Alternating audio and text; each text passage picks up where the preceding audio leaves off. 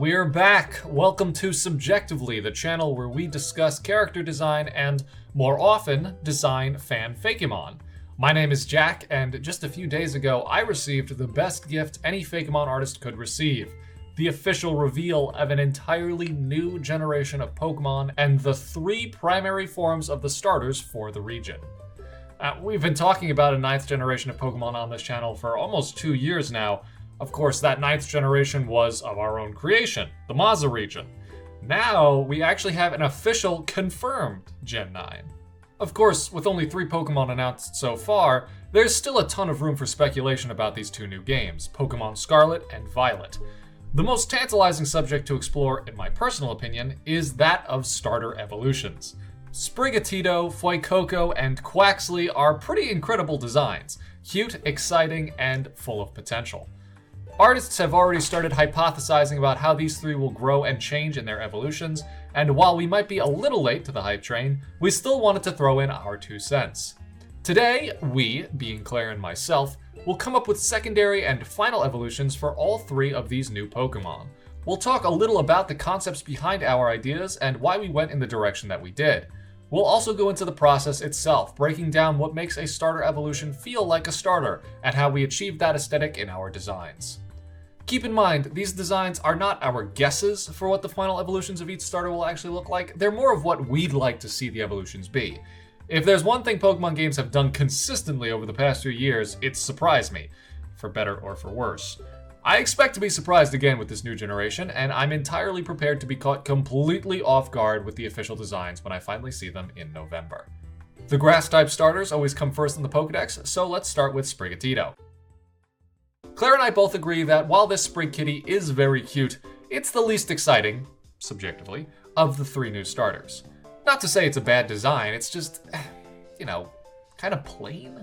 We already have a cat starter that honestly looks pretty similar, but it's not the first time we've seen similar concepts repeated in starters across multiple generations. It is adorable, no doubt. Its personality reads as friendly but incessant, as most cats tend to be. As for the physical design, there's nothing incredibly unique that stands out in a big way. Well, unless you count its unintentional image association on its face.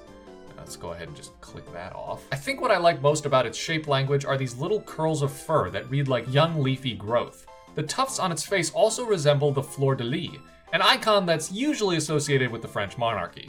This is probably also unintentional, but who knows? Maybe its needy, attention-seeking nature develops into something like a spoiled, entitled princess.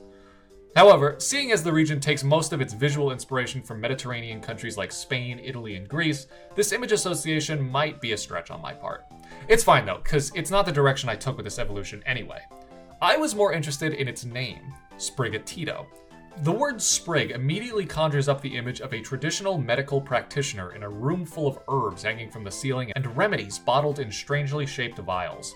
Even the unintentional marijuana leaf on its face fed into the idea of the primary concept behind this design being something like an herbal healer. So I continued down that road with my evolutions.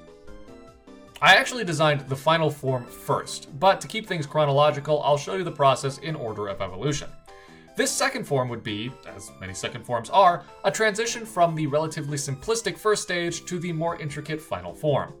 It was important, for reasons I'll explain in a bit, that the Pokemon's fur got longer, and a little bit more matted and disheveled looking. I added a bit more bulk and weight to the design as well, to imply a physical development from the first form. Something Sprigatito's design does really well is the use of negative space that it creates with the size of its head and its body, so that there aren't huge empty parts of its design. I had to use some similar tactics with the proportions of this design, making the body smaller so that more involved patterns on the head could catch the eye of a viewer without them getting stuck on a big, empty body that has no designs or patterns whatsoever. I also introduced a few new colors into Sprigatito's palette. In addition to the light green, saturated green, and deep magenta, I also brought in a faded pink and a desaturated blue-green. These colors play important roles in the accents on the final form, as we'll see in a moment. Chamomile, the herb cat Pokemon. 90% of a Chamomile's day is spent basking in the sunlight, which promotes the growth of unique flora from within this Pokemon's fur. These herbs aren't found anywhere else in the world and possess potent medicinal properties. Doctors are fond of keeping Chamomile as partners. A good Pokemon starter evolves not just physically, but in its personality. I wanted to convey that with Chamomile, and again, for it to serve as a transition from the cute, excitable Sprigatito to, well, let's take a look at the final form. The main imagery I had in my head when I conceived the design for Curemall, the final form of Sprigatito, was this budding cave moss from Elden Ring. I've been playing that a lot. I imagined a large cat with thick, matted fur that actually had moss and other herbs growing out of it. The herbs could have healing properties, and the whole Pokemon would be a sort of holistic healer combined with a cunning predator, feeding the moss and herbs with not only sunlight, but the prey it catches. The first part of my process for designing the final form was an exploration of silhouettes. I wanted one that would read as furry and tangled, but not so over-encumbered that it looked incapable of movement. The perfect middle ground was a design that could show off dexterous legs and a pronounced head and neck, while the back half of the Pokemon was overgrown with fur and foliage, almost like it was wearing a cape. This is the part where it got kinda tricky. I didn't want the design to feel too masculine. I like having some diversity in the aesthetics of starters so that there's something for everyone to enjoy. I also wanted to convey that Curemall wasn't just a healer. It gains its power from consuming prey, so it had to look as though it was just as capable of hurting as it was at healing. Elongating Sprigatito's little incisors to large fangs helped with this. I also narrowed its eyes and made them entirely red. From here, it took a few passes before I settled on a final design. You'll see me messing around with the colors I showed in the second form, but I had a hard time allocating them to specific parts of the design. I wanted to break up that negative space I was talking about before so that there weren't big, empty spaces of visual real estate that distracted the eye. The main issue was on the front, with this big tuft of fur that was really all just one color. Finally, I elongated the saturated green on the head down into something like a long mane, which did a good job at breaking up the space without being too distracting. Curemall, the medicine cat Pokemon. A combination of sunlight and a meat-based diet allows Curemall to grow rare medicinal herbs out of its fur. This controversial method of healing was frowned upon until trainers discovered that you could replace their urge to hunt with a well-balanced diet and plenty of exercise, particularly heated battles. It took a while, but I'm happy with the end goal I reached with these two designs. I liked the transition of personality from needy house cat to self-sufficient natural predator.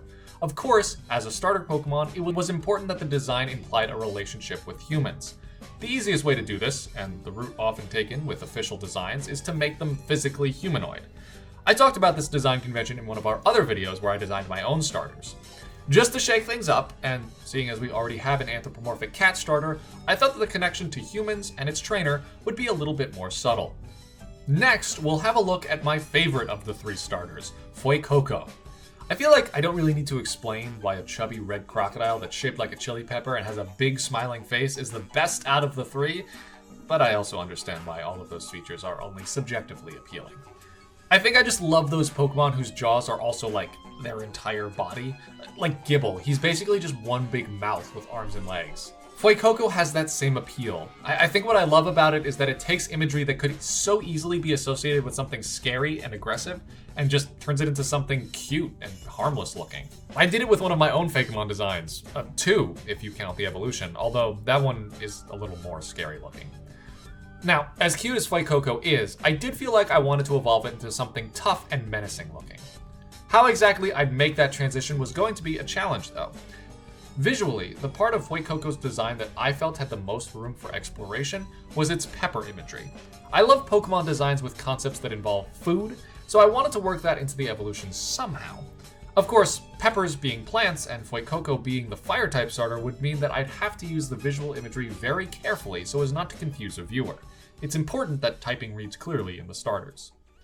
Like with Sprigatito's line, I designed the final form of this evolutionary series first.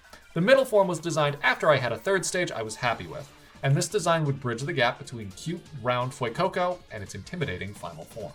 To achieve this transition, I kept the second stage, Legato, nice and chubby. I did differentiate between the head and the body though, to imply a little growth and to ensure that the jump from first to final form wasn't too unexpected. I really like the little glowing stem on the top of Fuecoco's head, and I used that shape to create something like a scaly mohawk on the second form. Staying super self-indulgent here. I also kept the chili imagery by making the Pokemon's tail mimic the shape of a plump pepper, with scales at the base resembling the leaves. Again, I had some trouble with negative space on this one. Giving a Pokemon a big round belly is a lot of fun, but it also creates a big piece of visual real estate that, if left unoccupied, can be very distracting. My first pass at the design didn't use this space in an exciting way, so I went at it again. This time, I kept in mind my secondary theme that was integrated in the final form, and without giving too much away, I included some patterns that implied a skeletal structure. The white on Fuecoco's face worked perfectly for this patterning, and it gave the impression of a skull and ribcage. The final colors of Legato were shifted as well, and hint at the change of typing in the final evolution. Legato, the spicy croc Pokemon. Legato's unusually high internal body temperature is caused partially by its diet. The Pokemon absolutely loves spicy foods, and sometimes consumes more than is good for it. An excessive meal can cause Legato to regurgitate a molten mixture of red-hot undigested food and scalding stomach acid. This evolution continues the trend of anthropomorphic behavior in starter Pokemon by giving it very human-like vices. Gluttonous little gator that eats too much bad food, we can all relate to that on some level. The bipedal stance also draws a comparison to its trainer and the player of the game. These features will be elaborated on in the final form, but hopefully in ways that are new to the Pokemon franchise. I started sketching ideas for this design during a live stream on Twitch, and I got a couple of ideas from fans that I liked. Primarily, the idea of marrying a reincarnated dinosaur fossil with the concept of a ghost pepper, the hottest food there is. This would open the door for a ton of really interesting design opportunities, and would take Fuecoco in a direction that I think is unexpected, but still cool. It's also like the most self-indulgent way I could have designed this. I did a couple of varied sketches, but settled on something pretty explicitly Spinosaur-ish. The shape of the body gave me a great way to showcase not just the skull-like head, but also the tail, which I wanted to look both like a chili pepper sliced into 3 chunks, but also the vertebrae of a dinosaur. This kind of disembodiment also helped convey the ghost typing a lot more. I brought the skeletal imagery into the patterning of the Pokemon as well, implying ribs once again on the stomach in such a way that it might even imply the Pokemon's flesh is melting off of its bones. Of course, that imagery would be too graphic for a Pokemon game, so I abstracted it, so that the aesthetic was a little bit more subtle. Once again, I had some trouble with empty negative space. This was an easier fix though, as adding vertebrae-like spines on the back only furthered my primary visual concept. The red patterning on the tail was the finishing touch, and you guys will have to be the judge of whether it's too graphic or not for a Pokemon design. I mean, it really does look like the bones are soaked in blood. Suchili, the ghost pepper Pokemon. A diet consisting of nothing but extraordinarily spicy foods has caused Suchili to develop an immunity to the detrimental effects of such substance. The trade-off is a perpetual urge to consume, and a high tolerance for spice means Suchili is always hunting for the hottest food it can find. I'm really happy with these two, and while I don't expect Fuecoco to actually evolve into anything remotely similar to this, it was still fun indulging myself in a design that would be exactly what I would want out of this Pokemon. I'll also address the elephant in the room real quick. No, I didn't follow the pattern of the Chinese Zodiac fire starters. I don't think this fan theory holds any influence over the actual official designs, and personally, it seems like a stretch to me. Torchic, Chimchar, Tepig, Litten, and Scorbunny, I understand, but the Cyndaquil line doesn't have anything to do with rats or even rodents. Fennekin clearly takes its visual influence from foxes, not dogs, and Charizard doesn't look like a Chinese dragon at all. It's a fun theory, but I don't think Gamefreak really follows it like a hard and fast rule. Kinda like how people used to say that all of the grass starters had to be reptiles, but then Chespin came out. Anyway, now I'm going to turn the mic over to Claire and let her talk to you about Quacksley and her thoughts for its evolutionary lineage. Quacksley is an adorable little ducky with a nice big cap. It looks somewhat prim but eager for adventure, like a newly recruited cabin boy optimistically looking toward his first voyage on the sea. A good starter is intended to fill the player with a sense of potential, both for the adventure ahead and for how their adored partner Pokemon will evolve alongside them. Since Quacksley's most obvious motif is his charming hat-like coif, I approached designing Quacksley's second and third stage by exploring different visual expressions of experience that could be manifested through the hat as well as through the evolution's main body. Truthfully, my sketching process was totally in sequential mayhem. I started designing with mid-stage sketches and then went into the final forms design before actually solidifying my first concept, and then went backward again to finish the final art for the mid-stage last. Because of this, you'll probably see some spoilers in my reference files, so I apologize in advance for that. Anyway, I started sketching Quacksley 2, the working title for the first evolution, by creating a handful of unique silhouettes rather than beginning from any one concept. The goal with this approach was to force myself to think beyond my first idea and to think critically about how the strongest forms could lend themselves to complementary visuals. From silhouette exploration, I ended up feeling the most excited about a dodo-like spoonbill-inspired form, and a more cutesy, elongated upright figure. One of the most important transformations that needs to take place between starter evolutions is a change in personality. So I considered each of these sketches to be opportunities to explore different emotional shifts from Quacksley's pluckiness as well.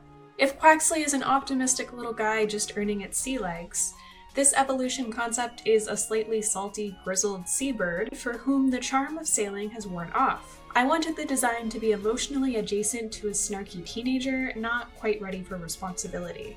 I adapted the ruffles on Quacksley's chest to a handkerchief-like shape and drew the wings to resemble epaulettes on a naval uniform. The bigger hat represents a promotion equal to Quacksley's increased experience, though only time will tell if the Pokémon deserves such a promotion on the next stage of its journey. The other initial concept I had is probably a little too crazy for a starter evolution, but I wanted to explore its potential anyway. Rather than designing this evolution around the narrative of a physical journey, like a naval voyage, this evolution supposes an emotional journey between Quacksley and its adored hat. In this design, Quacksley loved its hat so much that it came to life to keep the Pokémon company. I was thinking this Evo would be water fairy, and obviously has a much sweeter appearance than my first idea. I gave the hat spirit a level of design complexity similar to an in-training Digimon, and imagine it spends most of its time sleeping, like most baby animals. While I really like this design, it felt like a pretty big departure from the first form, and it would be difficult to balance the visual dominance between Quacksley and its new fairy companion. For these reasons, I decided to focus on the themes established in my first sketch instead. I didn't want to entirely lose the sweetness and pep of my fairy-type exploration, so in this design, I wanted the Pokémon to look really energized and excited about the next leg of its journey. I shifted the bird's physical features to be more like a pelican's, since the big mouth more easily lends itself to a goofy, at-attention smile. I also introduced some patterning borrowed from romanticized fictional depictions of sailors and pirates to match the Pokémon's over-the-top eagerness. Quacksley's feather hat is now a watery sailor's cap, adorned with a floofy feather to make it look a little more important. I also made the wings long and stiff, referencing the shapes and tones of a navy coat, and making them more effective for paddling than flying. Overall, I'm satisfied with the personality shift and direction for Quacksley's evolutionary line. Most importantly, I think this Pokémon, which I have tentatively named Duccaneer, will happily mirror the trainer's growth and excitement as they progress their Pokémon journey. Duccaneer, the seafaring Pokémon. Duccaneers tend to cluster around port towns where they are known to stow away on departing ships. Once on board, even wild Duccaneers are incredibly docile and receptive to orders, and seem most content when they are treated like one of the crew. For the final form, I thought about the next natural step for a bird sailor on their metaphorical journey. To me, the most obvious and exciting step is Pirate Captain. Again, the watery hat grows larger, and the motif evolves to reflect the increased rank and experience. I adapted the standard pirate Jolly Roger to a crossed fork and knife to reference how Jack's two designs have a common food theme, setting up an antagonistic relationship between this Pokémon and its fellow starter lines. To reflect the line's divorce from squeaky clean sailor imagery, I darkened the palette and incorporated a classic ruby red. I implied a feathery, black beard cravat on the neck and elongated Duccaneer's wings into a long feather coat to billow dramatically in the wind. To complete the classic pirate look and incorporate some tactful asymmetry, I gave the Pokémon a watery peg leg and eye patch motif as well. Like most starter final forms, this Pokémon uses anthropomorphic features to reflect the trainer's experience and confidence as they approach the final leg of their journey. I'm calling this guy Admirable. Admirable, the captain Pokémon. Admirgul are known for their headstrong natures and are notoriously difficult to train. They have no tolerance for poor leadership and are openly insubordinate to trainers they find unworthy. However, even the rowdiest Admirguls can be convinced to cooperate temporarily if promised a reward of shiny treasure.